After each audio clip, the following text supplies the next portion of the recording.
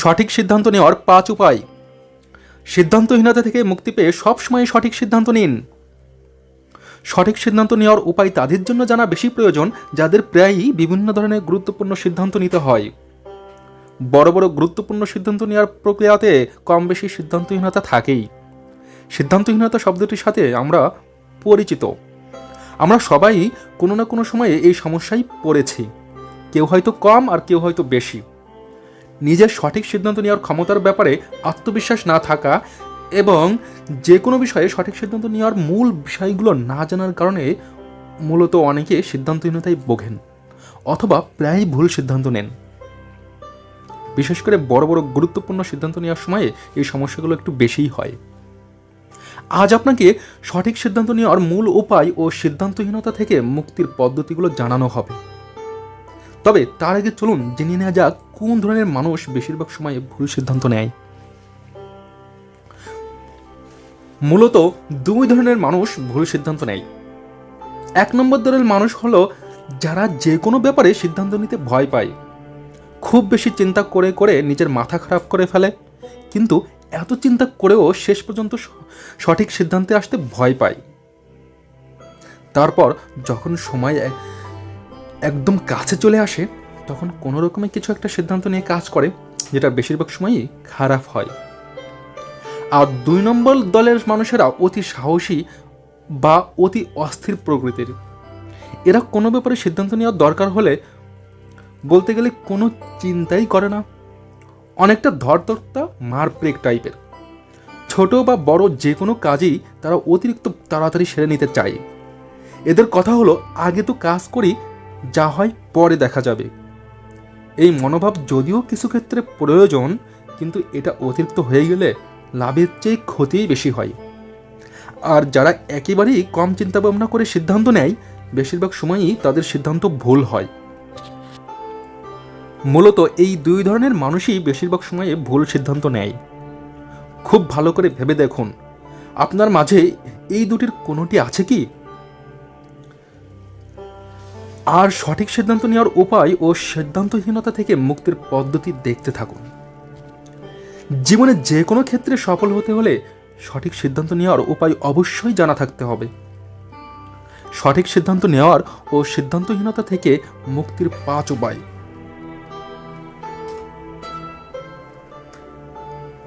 চলুন তাহলে জেনে নেওয়া যাক সেই 5টি উপায়।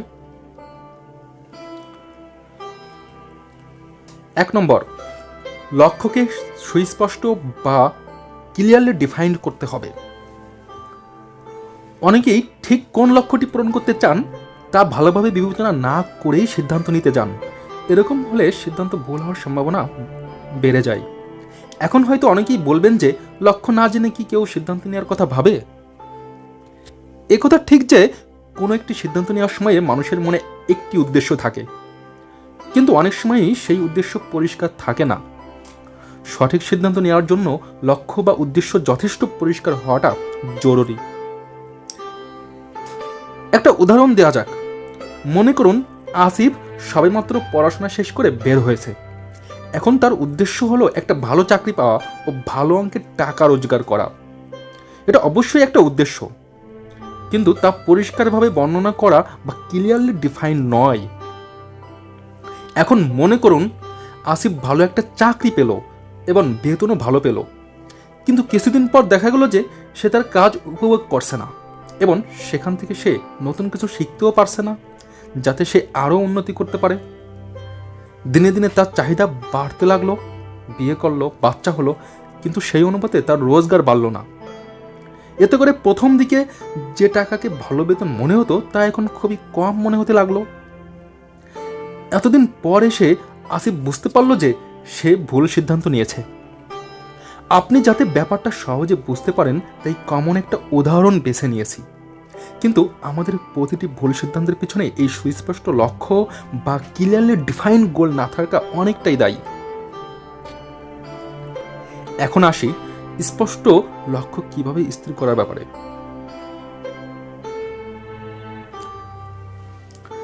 মানে এই সমস্যার সমাধানে আসিফের কথাতেই ফিরে আসি। তার লক্ষ্য ছিল একটা ভালো চাকরি ও ভালো বেতন। কিন্তু সে যদি আরও নির্দিষ্ট করে লক্ষ্য ঠিক করতো তাহলে আরও ভালোভাবে সিদ্ধান্ত নিতে পারত। যেমন সে আসলে কি চাকরি করতে চায়, কোন ধরনের প্রতিষ্ঠানের কোন পদে কাজ করতে চায়, চাকরি থেকে সে আসলে কি শিখতে চায় এবং সেখান থেকে ঠিক কত টাকা আয় করতে চায়, এগুলো যদি বিবেচনা করত তাহলে তাকে পরে গিয়ে বিপদে পড়তে হতো না। হয়তো সে ইংরেজিতে পড়াশোনা করে বের হয়েছে, সেক্ষেত্রে তার শিক্ষাকে কাজে লাগাতে পারে। এমন একটা চাকরি তার খোঁজা উচিত ছিল যাতে করে সে কাজটিকে উপভোগ করতে পারে। আজকাল পরিবার নিয়ে সচ্ছলভাবে থাকার জন্য এবং ভবিষ্যতের অর্থনৈতিক নিরাপত্তার জন্য ঠিক কত টাকা বেতন প্রয়োজন সেটাও হিসাব করা দরকার ছিল। হয়তো তার জন্য মাসে 50,000-এর আশেপাশে আয় করা দরকার ছিল। এই হিসাবটা না করার কারণে তার নতুন সংসার শুরু করার সিদ্ধান্তও ভুল হয়। কাজেই আপনি যে বিষয়ে সিদ্ধান্ত নেন না কেন, সেটা কি উদ্দেশ্যে নিচ্ছেন তা খুব ভালোভাবে প্রতিটি খুঁটিনাটি সহ ঠিক করুন, তাহলে সঠিক সিদ্ধান্ত নেওয়া অনেক সহজ হয়ে যাবে। যে কোনো বড় সিদ্ধান্ত নেওয়ার আগে খুঁটিনাটি বিষয়গুলো লিখুন। আমরা খেয়াল না করলেও আমাদের পুরো দিনটা আসলে ছোট বড় নানান সিদ্ধান্ত নিয়ে কাটে। সকালে উঠে গরম পানি না ঠান্ডা পানি দিয়ে গোসল করবেন, নাস্তায় কি খাবেন, কোন জামাটা পরে দিন কাটাবেন, এসব কিছুই ছোট ছোট সিদ্ধান্ত। এইসব সিদ্ধান্তের পেছনে খুব বেশি সময় দেওয়ার দরকারই নেই। কিন্তু যখন কোনো বড় সিদ্ধান্ত, যেমন ব্যবসা শুরু করা, চাকরি বদল করা, ইউনিভার্সিটিতে ভর্তি হওয়া, পড়াশোনার বিষয় বেছে নেওয়া, এসব সিদ্ধান্ত নেবেন, তখন গভীর ও গোছানো চিন্তাভাবনার দরকার আছে। আর গোছানো চিন্তাভাবনার জন্য সিদ্ধান্তটির সাথে জড়িত খুঁটিনাটি বিষয়গুলো লিখে রাখা প্রয়োজন। আমরা অনেকেই এই কাজটি অপ্রয়োজনীয় ভেবে করি না, কিন্তু যদি এই কাজটি আপনি করেন তবে সঠিক সিদ্ধান্ত নেওয়ার সম্ভাবনা অনেকটাই বেড়ে যাবে। সমস্যা ও সমাধানের সাথে জড়িত ফ্যাক্টর বা বিষয়গুলো লিখে ফেললে সিদ্ধান্ত নেওয়ার সময় কিছু বাদ পড়ার সম্ভাবনা কমে যাবে। রান্না করার সময় যদি আপনার সামনে একটা লেখা রেসিপি থাকে, তবে রান্নার সময় কোনো উপাদান বাদ পড়ার সম্ভাবনা থাকে না। তেমনি কোনো সিদ্ধান্ত নেওয়ার সময়ে তার সাথে জড়িত বিষয়গুলো সামনে লেখা থাকলেও কোনো কিছু বাদ পড়বে না। কি কি লিখবেন? লক্ষ্য। আগেই বলেছি, সিদ্ধান্ত নেওয়ার আগে সেখান থেকে আপনি ঠিক কি চান, মানে লক্ষ্য ও উদ্দেশ্য খুব ভালোভাবে জানা থাকতে হবে। আপনি যদি একটি পৃষ্ঠায় সিদ্ধান্তের ফলে কি লক্ষ্য আপনি পূরণ করতে চান সেগুলো লেখেন, তাহলে এমনিতেই ব্যাপারটা অনেক বিস্তারিত ও স্পষ্ট হয়ে উঠবে। খারাপ ও ভালো দিক। যে কোনো সিদ্ধান্ত থেকেই কিছু ভালো আর কিছু খারাপ ফলাফল বের হয়ে আসবে। আপনি যদি আপনার বর্তমান চাকরি ছেড়ে নতুন একটি চাকরিতে যান, তবে নতুন চাকরি থেকে কিছু সুবিধা পাওয়ার পাশাপাশি বর্তমান চাকরির কিছু সুযোগ সুবিধা আপনি হারাবেন। নতুন চাকরির অফার পাওয়ার পর আগেরটাই থাকা ভালো হবে না নতুনটায় জয়েন করা ভালো হবে, এই সঠিক সিদ্ধান্ত সঠিকভাবে নিতে হলে অবশ্যই আপনাকে এই ধরনের একটা লিস্ট করতে হবে। ইংরেজিতে একে প্রোজ অ্যান্ড কনস লিস্ট বলা হয়। একটি কাগজের এক পাশে নতুন চাকরিতে জয়েন করার ভালো দিক, আর এক পাশে খারাপ দিকগুলো লিখবেন। এটা করার সময় নিরিবিলিতে বেশ কিছুটা সময় নিয়ে করা ভালো। আপনার মাথায় যেটাই আসে সেটাই লিখে ফেলুন। লেখা শেষ হলে ভালো আর খারাপ দিকগুলো বিবেচনা করে সিদ্ধান্ত নিন। এতে আপনার সিদ্ধান্ত ভুল হবার সম্ভাবনা অনেকটাই কমে যাবে। 3 নম্বর, সিদ্ধান্তের সাথে জড়িত অন্যান্য বিষয়গুলো বিবেচনা করুন এবং দীর্ঘমেয়াদী ফলাফলের কথা মাথায় রাখুন। একটি সিদ্ধান্ত অনেক কিছুকে প্রভাবিত করতে পারে, সেই সাথে স্বল্প মেয়াদে যেটাকে ভালো মনে হচ্ছে দীর্ঘমেয়াদে তা নাও হতে পারে। 1 নম্বর পয়েন্টে বলা আসিফের উদাহরণে ফিরে যাওয়া যাক। সে যখন প্রথমে তার চাকরিটি নেওয়ার সিদ্ধান্ত নেয়, তখন তার মাথায় জব স্যাটিসফ্যাকশন বা পেশাগত সন্তুষ্টির ব্যাপারটা ছিল না। এই কারণে সে পরে গিয়ে বিপদে পড়েছিল। সে চাকরিতে জয়েন করার সময় ভেবে দেখেনি যে এই কাজটি করতে তার ভালো লাগবে কিনা খারাপ লাগবে, অথবা এখান থেকে সে এমন কিছু শিখতে পারবে কিনা যা তার ক্যারিয়ারকে সামনে এগিয়ে নিয়ে যাবে। চাকরির সাথে সম্পর্কিত এই বিষয়গুলো সে বিবেচনা করেনি বলেই সে পরে গিয়ে ঝামেলায় পড়েছে। আমরা অনেকেই ঝোঁকের বশে অনেক সিদ্ধান্ত নিয়ে পরে গিয়ে ঝামেলায় পড়ি। সিদ্ধান্ত নেওয়ার সময়ে শুধু মূল ব্যাপারটি ছাড়াও অন্যান্য ব্যাপারও বিবেচনা করা প্রয়োজন। দরকার হলে এগুলোও গুছিয়ে লিখে ফেলতে পারেন। লিখে রাখার একটি বড় সুবিধা হলো লিখতে বসলে এমন অনেক কিছুই মনে আসে যা এমনিতে চিন্তা করতে গেলে মাথায় আসে না।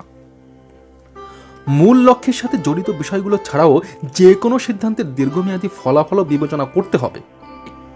আজ যেটা ভালো সিদ্ধান্ত, কাল সেটার ফলাফল খারাপ হতে পারে। কাজেই সিদ্ধান্ত নেওয়ার আগে তার সাথে সম্পর্কিত অন্যান্য বিষয়গুলো ছাড়াও সিদ্ধান্তের দীর্ঘমেয়াদী ফলাফলও চিন্তা করে দেখতে হবে। আসিফ যদি চাকরিতে ঢোকার সিদ্ধান্ত নেওয়ার আগে কয়েক বছর পরে বিয়ে ও বাচ্চার কথা চিন্তা করত, তাহলে হয়তো অন্য কোনো সম্ভাবনাময় চাকরি খুঁজত, যেখানে ক্যারিয়ার ও আর্থিক অবস্থার দ্রুত উন্নতি হওয়ার সুযোগ ছিল। এভাবে দীর্ঘমেয়াদী চিন্তা না করে সিদ্ধান্ত নেওয়ার ফলে অনেকেই এভাবে বিপদে পড়ে আটকে গেছে। কোনো বড় সিদ্ধান্ত নেওয়ার আগে 1 বছর পর সেটার প্রভাব কোথায় গিয়ে পড়তে পারে তা ভেবে বের করার চেষ্টা করুন। দরকার হলে কাগজ কলম নিয়ে বসুন, মাঝখানে সিদ্ধান্তটি লিখুন, তার চারপাশে লিখুন সিদ্ধান্তের সাথে জড়িত বিষয়গুলো। এবার ভেবে বের করুন সিদ্ধান্তটি কোন কোন বিষয়কে কিভাবে প্রভাবিত করতে পারে এবং সেই সাথে কোন সময়ে গিয়ে প্রভাবিত করতে পারে।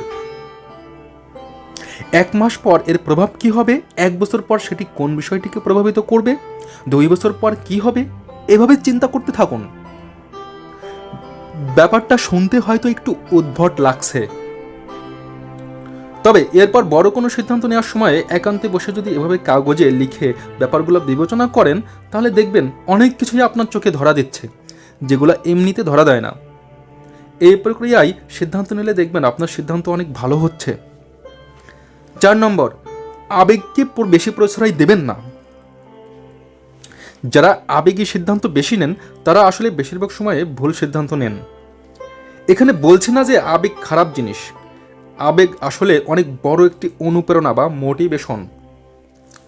আনন্দ, ভালোবাসা, মায়া, উচ্চাকাঙ্ক্ষা, আত্মবিশ্বাস, এইসব আবেগ মানুষকে অনেক বড় করে।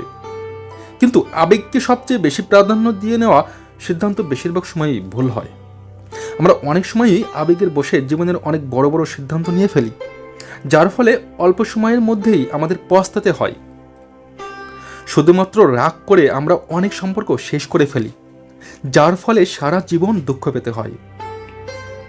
আবার অতি আবেগে অনেকেই কিছু না ভেবে পরিবারের অমতে বিয়ে করে বসেন এবং বেশিরভাগ সময়ই সেই সিদ্ধান্ত ভুল প্রমাণিত হয়। কিন্তু তখন আর কিছু করার থাকে না। পড়াশোনা, চাকরি, ব্যবসা এইসব ক্ষেত্রে আবেগের চেয়ে যুক্তিকে বেশি প্রাধান্য দিলে সিদ্ধান্ত সঠিক হওয়ার সম্ভাবনা অনেক বেড়ে যায়। আবেগ দিয়ে চিন্তা করলে অনেক বিষয়ের শুধু খারাপ বা শুধু ভালো দিক চোখে পড়ে, কিন্তু সত্যি বলতে প্রতিটি জিনিসেরই খারাপ এবং ভালো দিক আছে। আবেগে অন্ধ হয়ে গেলে আপনি শুধু যে দিকটি দেখতে চাইছেন সেটিই চোখে পড়ে। অন্যদিকে যুক্তি দিয়ে চিন্তা করলে যে কোনো বিষয়ের ভালো এবং খারাপ উভয় দিকই দেখতে পাবেন। ফলে সঠিক সিদ্ধান্তটি নেওয়া আপনার জন্য অনেক সহজ হয়ে যাবে। তাহলে বোঝা গেল যে কোনো সিদ্ধান্ত নেওয়ার আগে যদি দেখেন যে সিদ্ধান্ত নেওয়ার পিছনে আবেগ বেশি কাজ করছে, তবে সিদ্ধান্ত গ্রহণের প্রক্রিয়া সেই সময়ের জন্য বন্ধ করুন। একটু বিরতি দিলে আবেগের প্রভাব কমে যাবে এবং আপনি ঠান্ডা মাথায় ভেবেচিন্তে সিদ্ধান্ত নিতে পারবেন। আর আবেগ ভালো হোক আর খারাপ, কোনো আবেগকে সিদ্ধান্ত নেওয়ার প্রধান উপাদান বানাবেন না। ভালো আবেগ সিদ্ধান্তের খারাপ দিকগুলোকে আড়াল করে, আর খারাপ আবেগ ভালো দিকগুলোকে দেখতে দেয় না। কাজেই ভালো আবেগ থেকে সিদ্ধান্ত নিতে গেলেও একটু সময় নিন। আবেগের মাত্রা কমে গেলে তারপর ভেবেচিন্তে সিদ্ধান্ত নিন। 5 নম্বর, সঠিক লোকের পরামর্শ নিন এবং অবশ্যই নিজে গবেষণা করুন। সিদ্ধান্ত নেওয়ার ক্ষেত্রে অভিজ্ঞদের পরামর্শ নেওয়া সবসময়ই একটি ভালো উপায়। যে কোনো বড় সিদ্ধান্ত নেওয়ার সময় যদি এমন কাউকে পান যে আগে সে একই সিদ্ধান্ত নিয়েছে, তাহলে অবশ্যই তার কাছে পরামর্শ চান। তবে এক্ষেত্রে একটা বিষয় মাথায় রাখবেন, আপনি যার কাছে পরামর্শ চাচ্ছেন তিনি আপনার সত্যিকার ভালো চান এবং তার সেই সিদ্ধান্ত নেওয়ার সত্যিকারের জ্ঞান ও অভিজ্ঞতা রয়েছে। শুধুমাত্র বয়সে বড় হওয়ার কারণে কারো পরামর্শ নেবেন না। আপনি হয়তো ট্যাক্সের ব্যাপারে সিদ্ধান্ত নিতে গিয়ে এমন একজনের কাছে পরামর্শ চাইতে পারেন যে জীবনে ট্যাক্সের ফর্মই পূরণ করেনি। এক্ষেত্রে সে যদি আপনাকে কোনো পরামর্শ দেয়, এবং আপনি যদি সেই পরামর্শ অনুযায়ী সিদ্ধান্ত নেন তবে সেটা ভুল হওয়ার সম্ভাবনাই বেশি। কাজেই পরামর্শ নেওয়ার জন্য সঠিক লোক বেছে নেওয়াটা খুব জরুরি। এক্ষেত্রে একটা বিষয় মনে রাখবেন, সিদ্ধান্ত নেওয়ার ক্ষেত্রে অন্যের পরামর্শের উপর অতিরিক্ত নির্ভর করবেন না, তাহলে সিদ্ধান্তে ভুল হলে পরামর্শ দেওয়া লোকটির উপরে দোষ চাপবে এবং সম্পর্ক নষ্ট হবে। কাজেই যতই পরামর্শ নিন না কেন সিদ্ধান্ত নিজ দায়িত্বে নিন। অভিজ্ঞ ও ভালো চান এমন মানুষদের কাছ থেকে পরামর্শ নেওয়া ছাড়াও যে বিষয়ে সিদ্ধান্ত নিতে চাইছেন সে বিষয়ে নিজেও একটু গবেষণা করুন, বইপত্র ঘাটুন, পত্রিকা ঘাটুন, অর্থাৎ সিদ্ধান্ত সম্পর্কিত বিষয়ে যতটা পারেন জ্ঞান নিয়ে নিন। এতে করে সঠিক সিদ্ধান্ত নেওয়ার সম্ভাবনা অনেক বেড়ে যাবে। সবশেষে বলতে চাই যে আপনি যদি সঠিক সিদ্ধান্ত নেওয়ার পদ্ধতিগুলো জানেন এবং এগুলো ব্যবহার করে বেশিরভাগ সময়ই সঠিক সিদ্ধান্ত নিতে পারেন, তবে সিদ্ধান্তহীনতার অভিশাপ থেকে এমনিতেই মুক্তি হয়ে যাবে। আপনার নিজের সিদ্ধান্ত নেওয়ার ক্ষমতার প্রতি একটা আত্মবিশ্বাস সৃষ্টি হবে। আসলে এই বিশ্বাসের অভাবেই মানুষকে সিদ্ধান্তহীনতাই ফেলে। আমরা বলছি না যে এই পদ্ধতিগুলো অনুসরণ করলেই আপনি সব বিষয়ে সঠিক সিদ্ধান্ত নেবেন, কিন্তু চিন্তা না করে বা অতিরিক্ত চিন্তা করে সিদ্ধান্ত নেওয়ার বদলে এই প্রক্রিয়ায় আপনার সিদ্ধান্ত সঠিক হওয়ার সম্ভাবনা অনেক বেড়ে যাবে। আপনি যে সিদ্ধান্তই নিন না কেন একটা গোছানো প্রক্রিয়ার মধ্য দিয়ে আপনি সিদ্ধান্তটি নিতে পারবেন এবং এর ফলাফল কী হবে সেই সম্পর্কে একটি ভালো ধারণা পাবেন। প্রতিটি ধাপ কিভাবে পার করবেন এবং কোনটি কাজটি করা প্রয়োজন আর কোনটি অপ্রয়োজনীয় এসবই আপনি অনেক ভালো করে বুঝতে পারবেন। জীবনে সফল হওয়ার জন্য গুরুত্বপূর্ণ সিদ্ধান্তগুলো সঠিক হওয়া খুবই জরুরি, আর সেই সঠিক সিদ্ধান্ত নেওয়ার জন্য আপনার জন্য সহজ হয় সেই উদ্দেশ্যেই এই ভিডিওটি করা। সঠিক সিদ্ধান্ত নেওয়ার ক্ষেত্রে যদি এই ভিডিওটি আপনাকে সামান্যতম সাহায্য করে তাহলেই আমাদের উদ্দেশ্য সফল বলে মনে করব। এরকম ভিডিও আরও পেতে চাইলে আমাদের চ্যানেলটিকে সাবস্ক্রাইব করে রাখুন